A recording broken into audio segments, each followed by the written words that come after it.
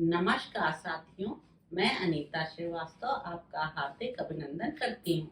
श्रीमद् वाल्मीकि रामायण में आज का प्रसंग है सीता का श्री राम से निरपराध प्राणियों को न मारने और अहिंसा धर्म का पालन करने के लिए अनुरोध। सुतीक्ष्ण की आज्ञा लेकर वन की ओर प्रस्थित हुए अपने स्वामी रघुकुल नंदन श्री राम से सीता ने स्नेह भरी मनोहर वाणी में इस प्रकार कहा। आर्यपुत्र, यद्यपि आप महान पुरुष हैं, तथापि अत्यंत सूक्ष्म विधि से विचार करने पर आप अधर्म को प्राप्त हो रहे हैं। जब काम जनित व्यसन से आप सर्वथा निवृत्त हैं, तब यहाँ इस अधर्म से भी बच सकते हैं। इस जगत में काम से उत्पन्न होने वाले 3 ही व्यसन होते हैं। मिथ्या भाषण बहुत बड़ा व्यसन है, किंतु उससे भी भारी 2 व्यसन और हैं। पर स्त्री गमन और बिना वैर के ही दूसरों के प्रति क्रूरतापूर्ण बर्ताव। रघुनंदन, इनमें से मिथ्या भाषण रूप व्यसन तो न आप में कभी हुआ है और न आगे होगा ही। पर स्त्री विषयक अभिलाषा तो आपको हो ही कैसे सकती है। नरेंद्र, धर्म का नाश करने वाली यह कुत्सित इच्छा न आपके मन में कभी हुई थी, न है, और न भविष्य में कभी होने की संभावना ही है। राजकुमार श्री राम, यह दोष तो आपके मन में कभी उदित नहीं हुआ। आप सदा ही अपनी धर्म पत्नी में अनुरक्त रहने वाले, धर्मनिष्ठ, सत्य प्रतिज्ञ तथा पिता की आज्ञा का पालन करने वाले हैं। आप में धर्म और सत्य दोनों की स्थिति है। आप में ही सब कुछ प्रतिष्ठित है। महाबाहो, जो लोग जितेंद्रिय हैं, वे सदा सत्य और धर्म को पूर्ण रूप से धारण कर सकते हैं। शुभदर्शी महापुरुष, आपकी जितेंद्रियता को मैं अच्छी तरह जानती हूँ, परंतु दूसरों के प्राणों की हिंसा रूप जो यह तीसरा भयंकर दोष है, उसे लोग मोहवश बिना वैर विरोध के भी किया करते हैं। वही दोष आपके सामने भी उपस्थित हुआ है। वीर, आपने दंडकारण्य निवासी ऋषियों की रक्षा के लिए युद्ध में राक्षसों का वध करने की प्रतिज्ञा की है। इसी के लिए आप भाई के साथ धनुष बाण लेकर दंडकारण्य नाम से विख्यात वन की ओर प्रस्थित हुए हैं। अतः आपको इस घोर कर्म के लिए प्रस्थित हुआ देख मेरा चित्त चिंता से व्याकुल हो उठा है। आपके प्रतिज्ञा पालन रूप व्रत का विचार करके मैं सदा यही सोचती रहती हूँ कि कैसे आपका कल्याण हो। वीर, मुझे इस समय आपका दंडकारण्य में जाना अच्छा नहीं लगता है।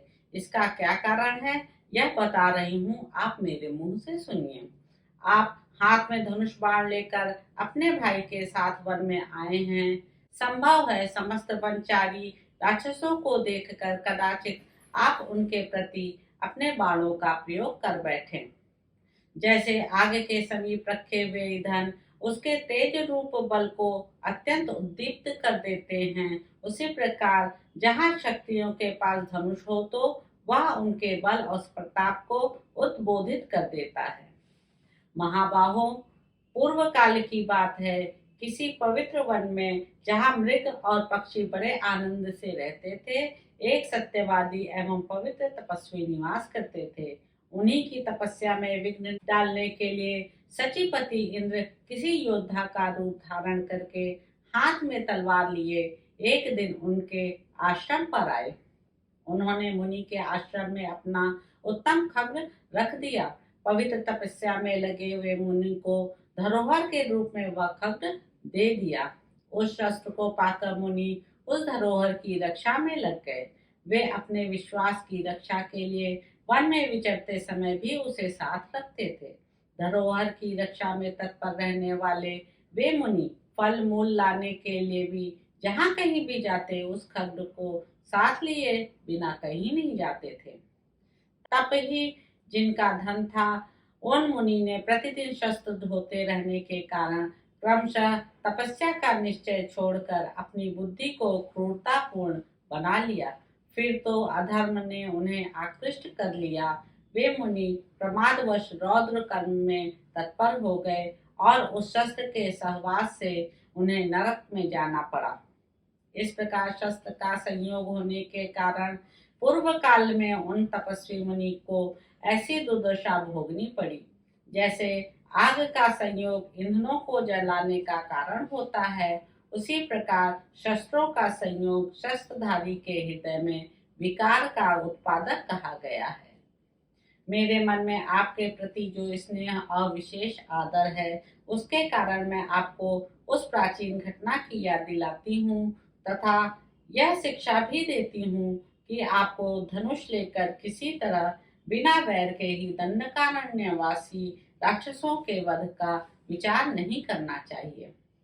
वीरवर, बिना अपराध के ही किसी को मारना संसार के लोग अच्छा नहीं समझेंगे। अपने मन और इंद्रियों को वश में रखने वाले क्षत्रिय वीरों के लिए वन में धनुष धारण करने का इतना ही प्रयोजन है कि वे संकट में पड़े हुए प्राणियों की रक्षा करें। कहाँ शस्त्र धारण और कहाँ वनवास, कहाँ क्षत्रिय का हिंसा में कठोर कर्म और कहाँ सब प्राणियों पर दया करना रूप तप, ये परस्पर विरुद्ध जान पड़ते हैं। अतः हम लोगों को देश धर्म का ही आदर करना चाहिए। केवल शस्त्र का सेवन करने से मनुष्य की बुद्धि कृपण पुरुषों के समान कलुषित हो जाती है।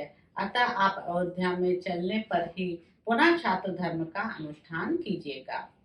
राज्य त्याग कर वन में आ जाने पर यदि आप मुनि वृत्ति से ही रहें तो इससे मेरी सास और ससुर को अक्षय प्रसन्नता होगी।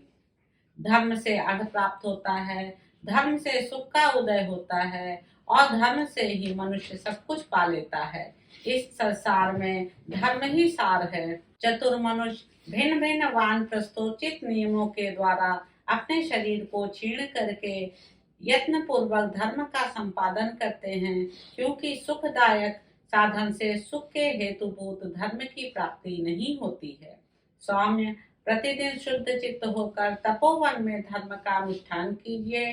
त्रिलोकी में जो कुछ भी है आपको तो वह सब कुछ यथार्थ रूप से विदित ही है। मैंने नारी जाति की स्वाभाविक चपलता के कारण ही आपकी सेवा में ये बातें निवेदन कर दी हैं। वास्तव में आपको धर्म का उपदेश करने में कौन समर्थ है। आप इस विषय में अपने छोटे भाई के साथ बुद्धिपूर्वक विचार कर लें, फिर आपको जो ठीक जचे उसे ही शीघ्रता पूर्वक करें। तो इस प्रकार साथियों, अरण्य कांड में निहित 9वां सर्ग यहाँ पर समाप्त होता है। इसके अगले अंक में आप जानेंगे कि श्री राम का ऋषियों की रक्षा के लिए राक्षसों के वध के निमित्त की हुई प्रतिज्ञा के पालन पर दृढ़ रहने का विचार प्रकट करना। आशा है आपको यह प्रसंग अच्छा लग रहा होगा। मेरे चैनल को लाइक करें, शेयर करें, सब्सक्राइब करें। धन्यवाद।